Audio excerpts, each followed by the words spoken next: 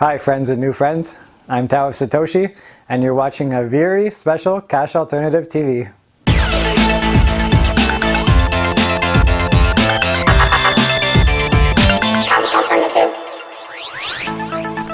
Well, I have a very special episode for you folks today. I just sat down for an interview with Roger Ver. He's also known as Bitcoin Jesus, and he's one of the original investors in Bitcoin, and he's the owner of Bitcoin.com. We sat down to discuss Bitcoin's current problems and what Dash is doing to solve them all. I do my best to get him to join Dash Nation. Hope you enjoy. Okay, so today I have Roger Ver on the show. He's known as Bitcoin Jesus. He's the owner of Bitcoin.com. He's one of the first investors in Bitcoin. I'm quite excited to have him on the show because it's been a long time. We actually got in the middle of one before, an interview. And I had to cancel because my equipment wasn't good enough. So I'm quite happy to have him on the show today. Welcome to the show, Roger. Thanks for having me on. Today we're going to talk about some of the problems that we see in Bitcoin. We can see from your tweets and various other people's comments that things are not going so well in the Bitcoin space right now. And the biggest issues I hear from you are scaling, governance, and privacy, and sometimes we talk about the censorship too, so we'll get into that. And we're also going to discuss how Dash has seen these issues in Bitcoin and is currently either in the process of solving them or has solved them already. So why don't you, for our viewers that might not be familiar with you, maybe there's one or two, can you please give yourself a quick introduction? Sure. So my name is Roger Ver. I've been involved in Bitcoin over 6 years now. I was the first person in the entire world to start investing in Bitcoin startups. I set up the first major website to accept Bitcoins as payment. I was the first major company to start accepting Bitcoins as payment myself. And today I'm the CEO of Bitcoin.com. And today I'm also really, really frustrated how a group of people have kind of taken over the roadmap of Bitcoin and veered it away from what it was originally expressed in the Satoshi white paper, and a bunch of supporters of that new alternate roadmap have resorted to all sorts of censorship and all sorts of just outright banning of dissenting opinions online, which to me is the exact opposite of what Bitcoin's supposed to be about. Bitcoin's supposed to be about censorship resistant payments, and people need to be able to talk about the things that they're using Bitcoin for. And so I'm feeling more than a little bit frustrated about that. But the good news is that a thing called Bitcoin Unlimited is gaining more and more hash rate, and I think it's going to be more than 50% sometime next month. And from there, I think Bitcoin still can be rescued, and I don't think it's too late for Bitcoin. But I've been a Dash holder for about 9 months now. I think since sometime last year, I became frustrated with the Bitcoin scaling debate. So I bought a number of different altcoins. Dash was one of them. For those out there in the Bitcoin world claiming that I'm intentionally trying to destroy Bitcoin so I can pump the value of my altcoin holding, you are completely and utterly wrong. My altcoin holdings, since the recent altcoin run up, I haven't recalculated, but I'm pretty sure it's still less than 5% of the value of my Bitcoin holdings. I'm sure Bitcoin.com is worth something or other there as well. So I want Bitcoin to succeed, and that doesn't mean that I want to damage altcoins. They can do their thing, and I'm still going to work and devote all of my efforts towards Bitcoin at the moment. But I've been a Dash holder since last year sometime. Okay, well, as you know, I'm very pro-Dash, and I believe that what we're doing is going to be changing the world one day. I've started a Dash Nation project. I believe that cryptocurrency is much more than just technology. It's also people-based, and I'm quite happy to get involved in that. And maybe after we have this chat, maybe you'll be excited about it too. Who knows? I'm going to give it my best shot to try to make you a member of Dash Nation as well. So let's see. We're going to start with the scaling issue. Right now, it seems to be that there's a big debate in Bitcoin on how to handle the scaling issue. There's not. Some people favor a SegWit technological solution, whereas I think you are favoring like a more higher block size and just let everything progress the way it's supposed to be progressed in the white paper, like you said. So what's your vision for Bitcoin, and how would you like to see it scale? I want to see Bitcoin scale so that every person in the entire world can use it. And I think there's a real big problem with a lot of the core supporters and Blockstream supporters that they genuinely believe in their heart of hearts that high fees and slow confirmation times are a good thing for Bitcoin.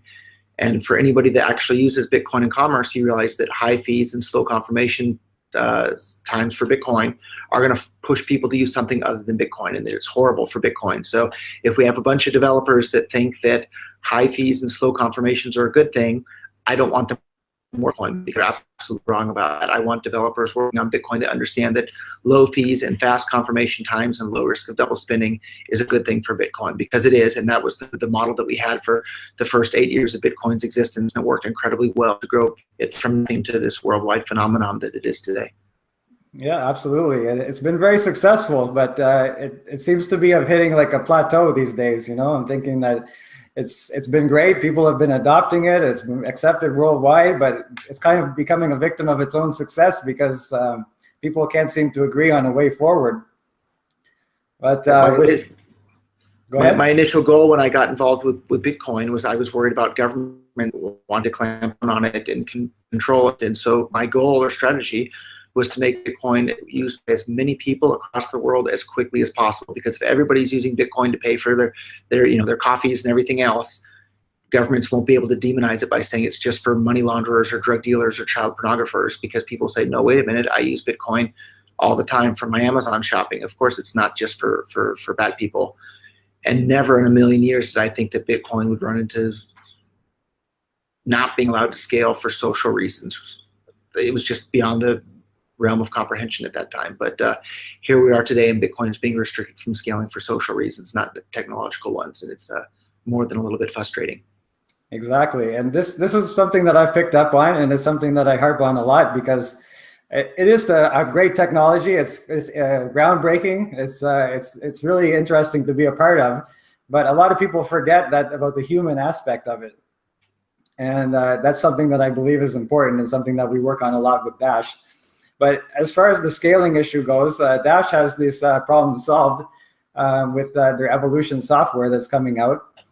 Before that, let's back up a second. Before that, we have a governance system to actually get the increased block size. So right now it's 1 megabyte, and we've already decided as a group that if it becomes necessary, we will raise it to 2 megabytes. And we came to this decision within 24 hours in the masternode network. And this is something that Bitcoin's been struggling with for God knows how long. And we have that governance in place to be able to do it. But I'm going to be talking about that a little bit more later on. But with evolution, we actually have a decentralized API, and it's going to be hosted by the masternode network. It's called Dash Drive. It's going to be a copy of the blockchain, a full copy of the blockchain that's going to be accessible from anywhere in the world. And with Dash, we have that. We're very much cognizant of the fact that we want to make it accessible for everybody to use. Just like you said, it's a very similar philosophy to Bitcoin Unlimited. We want it to be used everywhere, and we're working to that end. So with the Dash Drive and being able to access it, and having room, like we're willing to raise the block size to 1 gigabyte if we have to, because the nodes are incentivized to do so.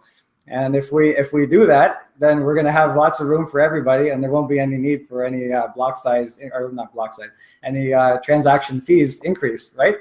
So that's what we're doing in Dash to solve that problem. So what do you think about that? I think it's smart. Having too many customers to use the current system means you should expand the current system rather than turn away customers that want to use you. Whereas the current core dev team, they don't care if people are using Bitcoin, and they're turning away customers right and left every day that want to use Bitcoin, but they're not because of the high fees. Okay. Let's move on to privacy. You've also said that you don't feel that Bitcoin is private enough. Can you expand a little bit on that? Yeah, and so I've been involved in Bitcoin longer than most. In the early days, people thought that Bitcoin was basically anonymous, and people promoted it as being basically anonymous.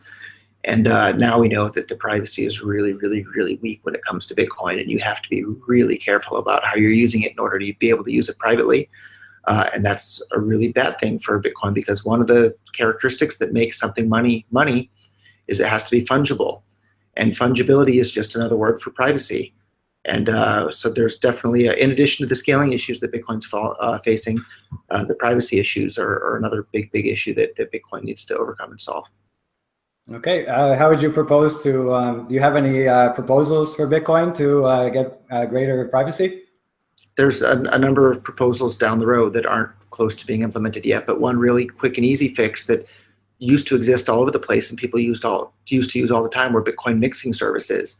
But now the network fees are so high that people don't want to use Bitcoin mixing services because who knows when your coins are ever going to come out. And as you tumble it around, it costs a fortune each time. So people have been discouraged from using privacy tools in the forms of Bitcoin mixers because the fees are so high at this point and the confirmation times are so long. So that's a real big drawback for Bitcoin.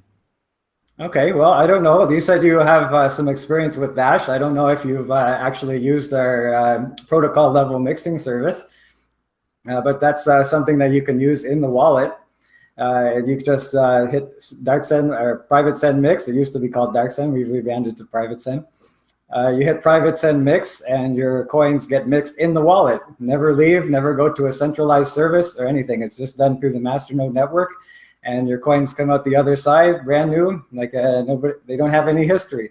So it's also something that's good there where we have low fees for that. And you can do it within the wallet, and it's actually a protocol level service. So have you used this, Roger? I've played with a little bit. I don't know a whole lot about it other than it seems to be using some sort of coin join system. And when it comes to private transactions using cryptocurrencies, the most dangerous type are the transactions where you think that you are private, but you're actually not. So I don't know just how strong the privacy is in Dash, but I'd be really concerned if it's not really strong. And that's actually why I'm a pretty big fan of Monero and Zcash and Zcoin as well, because I think the amount I do understand, it seems the privacy is much stronger in those than in Dash. So okay. be really careful with whatever you're doing when it comes to privacy. But that's not just the privacy in Dash is probably better than the privacy in Bitcoin at this point because the fees are so high you can't even use a mixing service at all at this point reasonably. Okay, that's fair enough. Let me tell you something about that. When you use private send and you use an 8-round mixer, you go through so many master nodes that it becomes infinitesimal for somebody to try to find your history of your coins. And let me get to another thing you said about Monero and Zcash. While it's debatable that they have a better privacy system than Dash, they very well could. I'm what you call a dummy in the Dash community. The technology aspect for me is sometimes over my head, and I don't understand a lot of it. So I'm willing to say that maybe Zcash and Monero do have a better privacy model than Dash. However, Dash's privacy model has been trusted, has never been broken. And on the other side of that, you have a blockchain that can do two things. You have a blockchain that can be private, and you have a blockchain that can be transparent. These are it's very important to have that because you can have use cases for a transparent blockchain, and you can also have uses for a privacy blockchain. And Dash has both, and that's what I like about it. Sounds great. Yeah. So I just wanted to throw that plug in. You know, I'm going to promote Dash when I can. So let's move on to the big one. It's the governance. And right now, Bitcoin seems to be having their problems out all over social media. It's on Reddit, it's on Twitter, it's on all kinds of different things, but they really don't have a way to come to a hard decision about things. And just this morning, I saw a post by Vinny Lingham. They're saying that he's fully expecting a BTC hard fork, and I couldn't believe it when I woke up to that. And I wanted to talk to you about that too today, but we'll get to that later.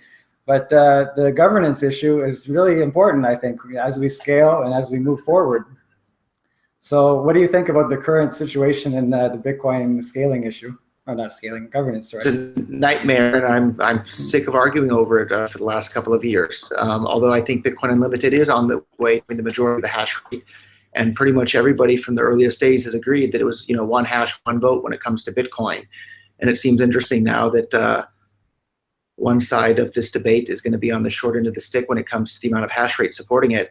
Now suddenly they seem to be trying to change the rules of the game from it's not one hash, one vote. Now it's a user-activated soft fork with a whole bunch of nodes that are very, very easily spun up, and you can do a Sybil attack by making a whole bunch of nodes. And one other thing I learned very recently, apparently there's quite a few more Bitcoin Unlimited nodes on the network than people realize, because a lot of the Bitcoin Unlimited node operators hide their nodes and mark them as being Bitcoin Core to other nodes so that they don't get DDoSed. Bitcoin.com has been being DDoSed for almost the whole last week, and they're trying to attack our pool and the forum and all this stuff. And people do the same thing to Bitcoin Unlimited nodes, which is really, really too bad. A lot of us in the early days consider ourselves crypto anarchists, you shouldn't attack other people's stuff on the internet. So, No, I agree with you. Yeah, it's a but bad tell me about situation. masternodes. Like I've Really? Tell you about masternodes? You want to know about masternodes? Oh, okay, well, this I is do, going and really I'll tell well. you how bad a job I've done though. So I bought my Dash 9 months ago, Okay. and always intended to set up my masternodes because I have more than 1,000 Dash. Intended to do it, and then I think I bought my Dash last August.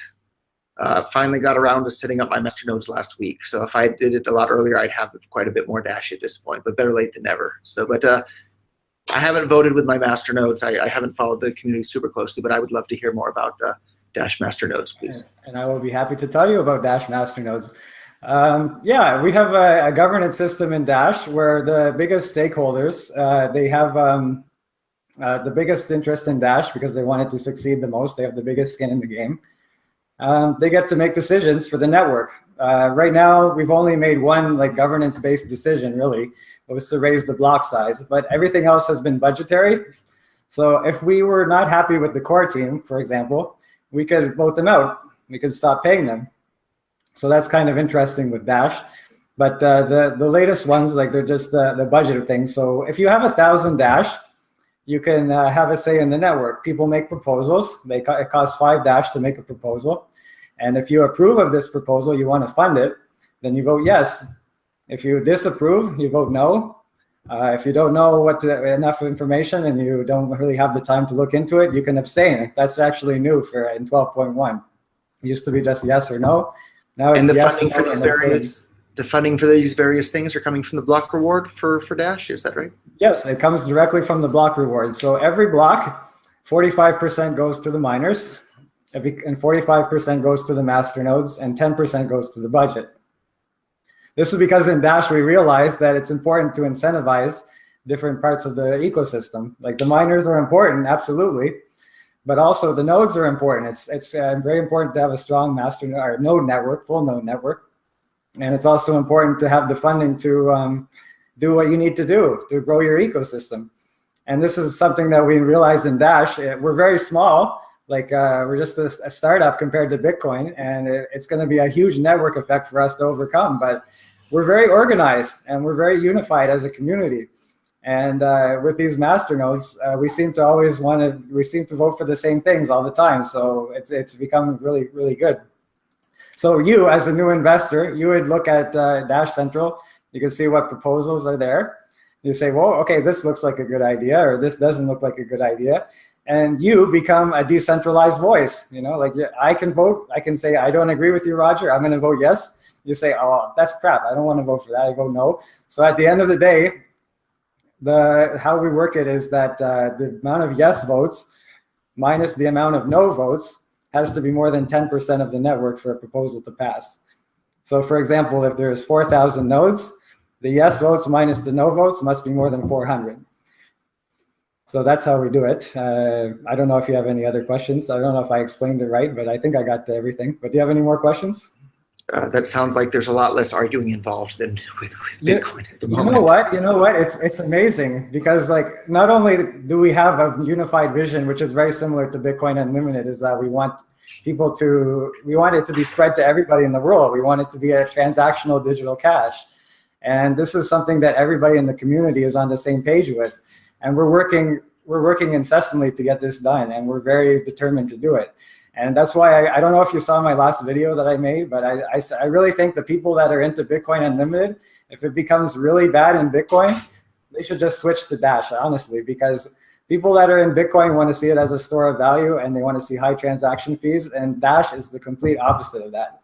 And that's why I'm saying that people that are really in support of that should come here, and instead of spending their energy fighting, they should spend their energy towards building something that really is important to people and is really going to change the world over time.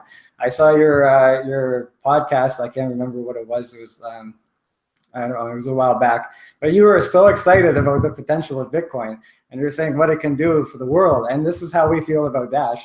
And we have the tools and we have the means to get there. Right now, with the price of Dash at $100.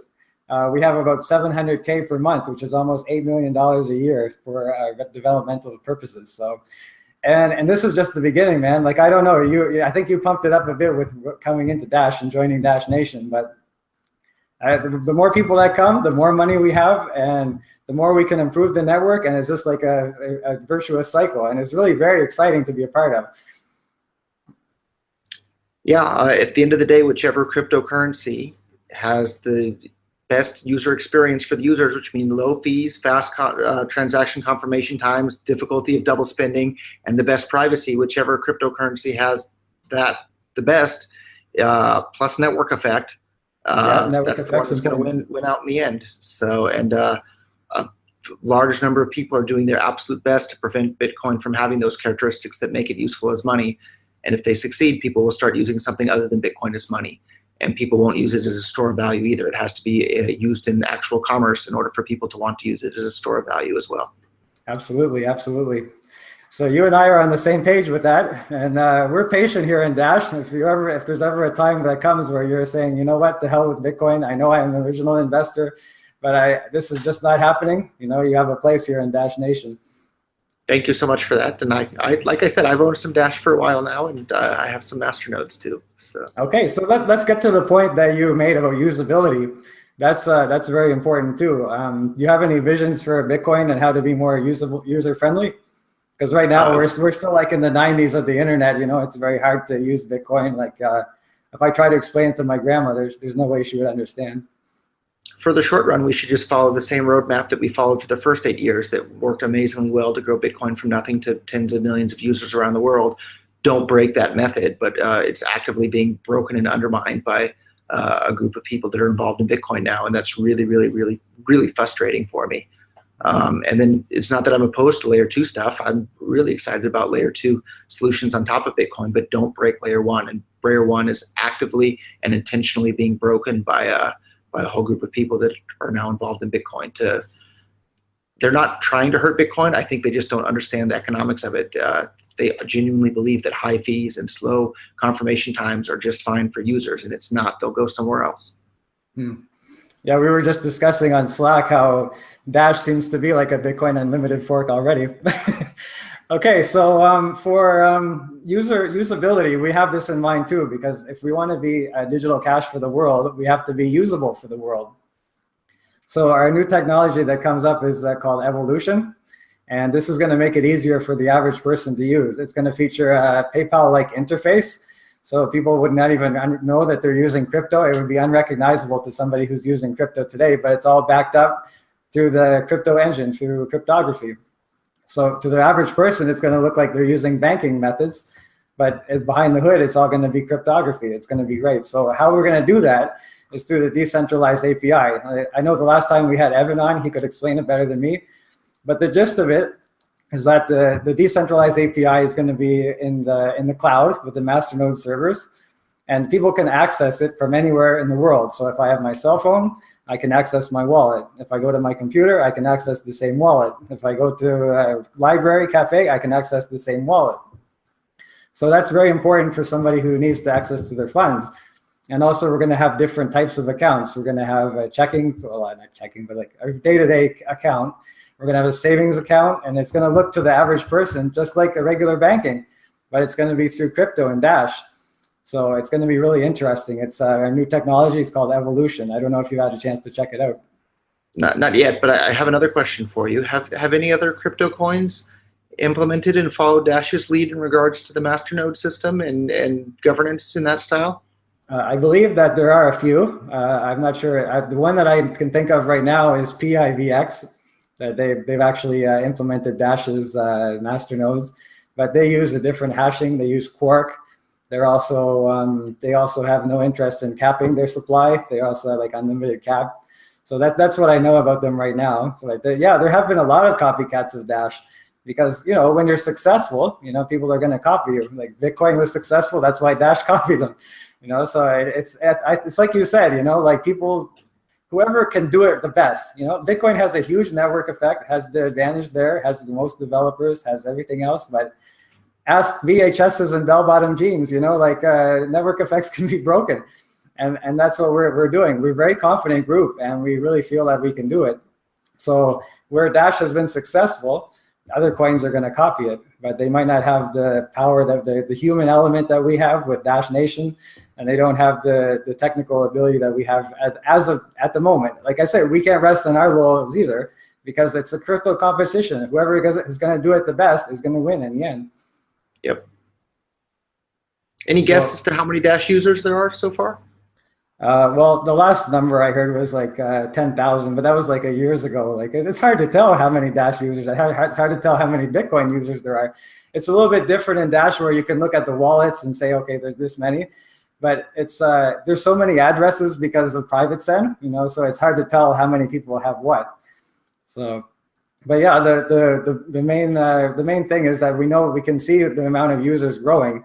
Like I'm on Twitter, I'm doing my thing every day. I get people joining me, more followers and stuff. I know that the ecosystem is growing, and I know people are excited about what we're doing just as much as we are. And that's why I say I want to try to get you excited too. I know you're into Bitcoin, you're 95% Bitcoin, but you never know. Over time that can change.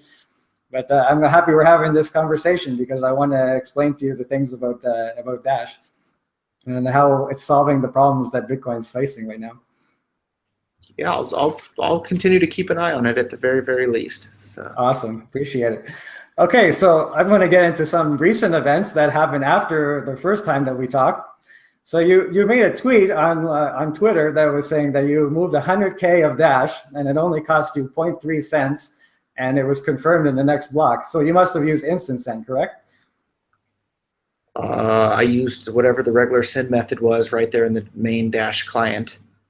And it worked fine. And it was actually at the time it was more than $100,000 worth of Dash, and now it's quite a bit more than that, because I think Dash was I think it was about $40 at the time I sent that transaction. So now I think we're just over $100 for Dash, and I feel bad for it's an interesting story behind the person that sent it to me. Like a lot of Bitcoiners decide to bash me for having used Dash for a transaction, claimed, oh, Roger lost $30,000 on one transaction. Like, no, I bought my Dash last year and I've held all of it. I haven't sold any of it. And now from the time that I sent that Dash to now, it's up, more than double since then. But the really interesting part of that story is that the person that I sent the Dash to is a long time, very well-known Bitcoin person that specifically asked me to pay him in Dash rather than Bitcoin. And I've done lots and lots of transactions with that person in the past to the tune of millions of dollars. And they've all been in Bitcoin up until that one. And I sent it to him in Dash. And what it really reminded me of is it reminded me how well Bitcoin used to work for the first 5.5 years I was involved in Bitcoin. The transactions went through right away and were confirmed in the next block at very low fees. So Dash was working just like Bitcoin used to work, whereas today the transactions are really expensive and slow to be confirmed. So it was interesting. Like I didn't push Dash on the other person. The other person asked me to pay them in Dash, and that's a sign of a problem for Bitcoin, I think. Oh, another member of Dash Nation. Well, who will be anonymous. Well, to be fair, it's because and Bitcoin. To be fair, to add one more thing though, if I can, the person that asked me to pay him in Dash though wanted to short Dash with the Dash that I was loaning him. Okay. So that probably didn't work out too well for him either. Hopefully I'll get all my Dash back at some point when the return is due. And I'm confident I will. But you got me going there for a second. I thought he was buying it to be an investor, but the short, I don't know. Like I said, these people that are shorting Dash, they're playing with fire, because we're a competitive group. We won't stop until we build digital cash for the world. Another prominent Bitcoiner asked if he could borrow some Dash to short Dash, and I told him the exact same thing. I said, I think you're playing with fire. With the Bitcoin network as congested as it is, and with the core team actively trying to prevent Bitcoin from having low fees again and fast confirmation times, it's just a giant advertisement for people to start using altcoins, and Dash is one of the ones that's towards the top of that list of ones that it looks like they're going to start to use. So I wouldn't short Dash or pretty much any of the altcoins at this point.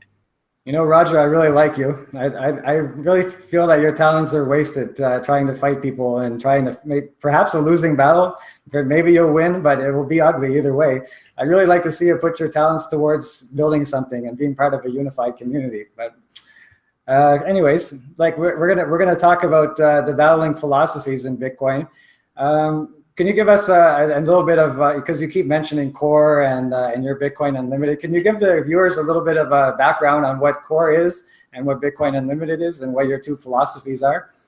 Sure. So I think that the two philosophies are very important to understand. So, and I'm sure people on the internet will accuse me of butchering both sides, but Bitcoin Core's general philosophy is that Bitcoin should be used as a store of value, and it doesn't need to be used as a medium of exchange to become that store of value. So if it's just going to be used as a store of value, it's just fine for the blocks to be full all the time, and it's just fine for the fees to be included in those blocks to be very, very high.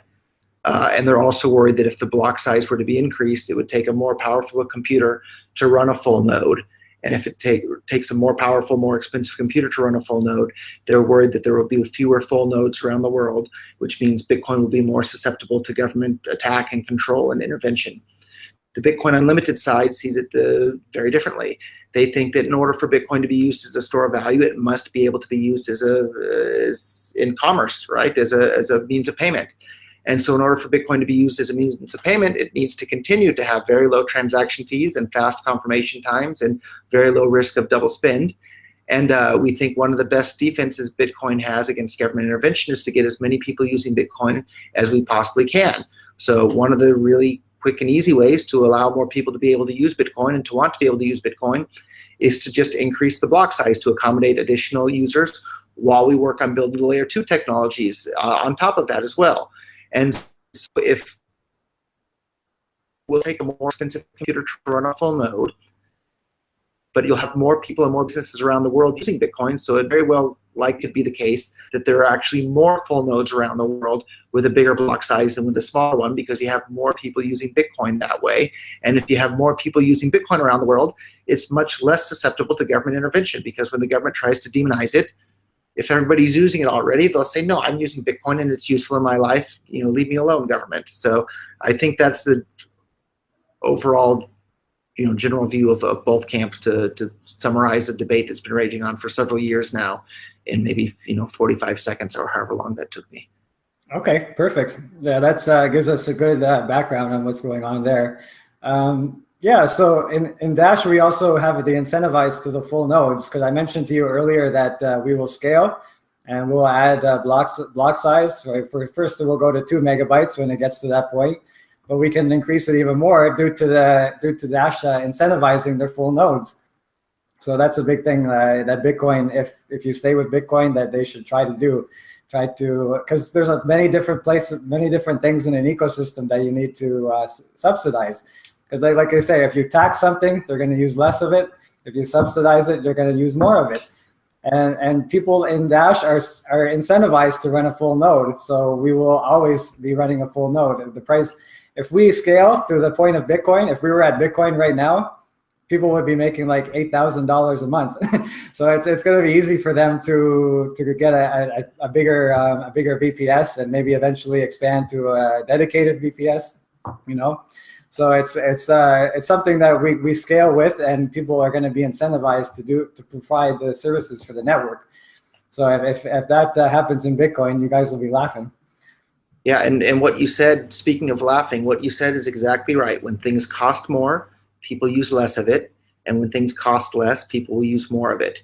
And that applies to Bitcoin transaction. If the fees for making a Bitcoin transactions are higher, people will make fewer Bitcoin transactions. If the fees are lower, people will make more Bitcoin transactions. It's a very, very fundamental basic rule of economics. And when I mentioned this on Twitter a month or two ago, many of the core supporters openly laughed at me and mocked me and said that I'm stupid. And pick up even a high school economics book and you'll learn when things cost more, people use less of it. It's that simple. And they literally laughed at me and mocked at me for saying something that's absolutely as true as water is wet. Absolutely. You and I are on the same page there. We're just in different camps, that's all. All right, so let's talk about community for a while. I think that the Bitcoin community seems to be very divided, and it can never come to a consensus on things. So I guess you've already been through that. We don't need to talk about what the Bitcoin community is doing, because I know that you support Bitcoin Unlimited. Core supports Core. It's been allowed to fester for so long that people are very mean to each other. Like I saw your last tweet about Dash, and people are saying, "Oh, you're an altcoin shill. You're trying to destroy Bitcoin," which is so stupid, because a lot of your net worth is in Bitcoin. But in Dash, we're like a unified community. We feel like this crypto is a ways to fight against global oppression, give financial freedom to people, and it's something that we need to spread around the world. Have access to the unbanked for modern financial technologies, and create more progress and innovation. It's something that will kickstart the whole world economy, in my opinion. And that's the way we feel like in Dash. And that's why I started the Dash Nation campaign, where crypto is very technical. There's not enough emphasis on the personal element. So I started Dash Nation to give people something to be a part of, not just something to use. And so far it's been great. It's been snowballing. People are joining up, say, yeah, I'm a member of Dash Nation. It's great. And it's been, it sounds corny, but in the end, it's something for people to be a part of. And people are really grabbing onto it and embracing that philosophy. So I don't know if you guys have anything like that in Bitcoin. Maybe the honey badger. Yeah, unfortunately, Bitcoin has lots of infighting at the moment. And the one thing that I've learned that I was really mistaken about previously is that the censorship works. When the censorship first started, I wasn't worried about it at all, because I thought everybody in Bitcoin knows the truth, and we don't have to worry about that, because even if the censorship is there, people already know the truth. But wow, that censorship really works. So all the people that came to Bitcoin after the censorship started have had a really warped and strange view of what Bitcoin is about, and what the original mission was, and what the scaling roadmap was supposed to be. And now a bunch of these people, they come and they have no idea. Because of the censorship, lots of them think that I'm actively trying to destroy Bitcoin. I've been doing everything to the very core of my being for 6 years to support and spread Bitcoin, to empower people across the planet. And now the Bitcoin fees are getting so high to where they're close to being more than lots of people across the world earn in an entire day's wages, right? Like if the fees to make a Bitcoin transaction are more than someone earns in an entire day, I guarantee you they're not going to use Bitcoin. I saw that tweet. That was pretty funny. I like that. You have that guy saying, "Oh, so you're telling me that's more than I make in a day?" I like that. That one was pretty cool. I give you props for that one. So so I guess I'm going to ask you straight up, like, don't you find it disheartening, in Bitcoin, to be using your energy this way? Like, wouldn't you be more happy to join a more positive environment where your contributions would be well accepted, because we have the same philosophy as you? Yeah, of course I'm frustrated with Bitcoin, but the fact of the matter is that Bitcoin has a much, much, much bigger network effect than Dash at the moment.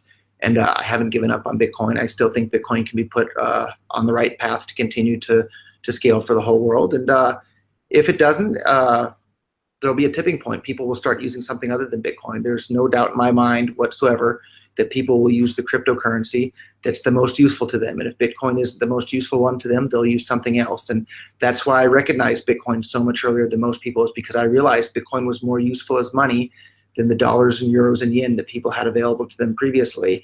And so that's why people are going to start using Bitcoin as money. And I see the same thing right now. If Bitcoin isn't the most useful cryptocurrency, people are going to start using something else, and they're going to start using something else quickly, because it's much easier to switch from Bitcoin to some other cryptocurrency than it is to switch from dollars to Bitcoin or euros to Bitcoin. And so that tipping point might come faster than anybody expects it. And we've seen a lot of that over the last couple of days, with Bitcoin's share of the overall cryptocurrency market cap being at an all-time low, and the altcoins surging.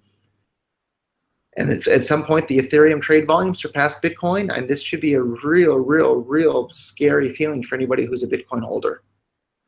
Okay, fair enough. But like you say, it's not the end. Bitcoin could still prevail in the end. But that's why this space is so exciting. It's a very dynamic space. So I just want to mention something to you.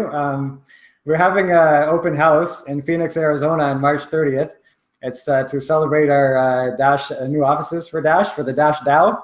So like I said, it's the core team that's financed through the masternodes, and part of this financing included having this office space at Arizona State University in the SkySong Innovation Center. And to do that is basically trying to establish a presence in the area, the tech sector that's in Arizona, trying to get more developers to Dash. And this is a place where we can also have like a face and actually, how do you say, like have a place where people can go to say, okay, I want to apply for Dash, so they can go there. So my question to you, I don't know if you're busy on that day, but on March 30th, we're having an open house from 5:30 to 8, and it would be great if you could come. I'm sure you're busy, but I'm just wanting to extend the invite. Yeah, I can't make it this year, but if on the 1-year anniversary there's another one, I'd probably love to come. So awesome. Well, thanks for coming on the show, Roger. I appreciated talking with you. Like I said, I like you, and I wish you the best. And if all else fails, you have a place in Dash Nation. Okay, well, I like Dash. I'm a Dash holder, and I'll be keeping what you guys are up to. So thanks so much for having me on. You're welcome, buddy. Have a good one. You too. Bye-bye. Bye. Well, that's all I have for today. I hope you've enjoyed that interview. And I will be doing more now that I have a laptop that actually works. Don't forget to like this video and subscribe if you want to see more from me in Cash Alternative TV episodes. Remember, Dash is a digital alternative to cash. Until the next time, bye for now.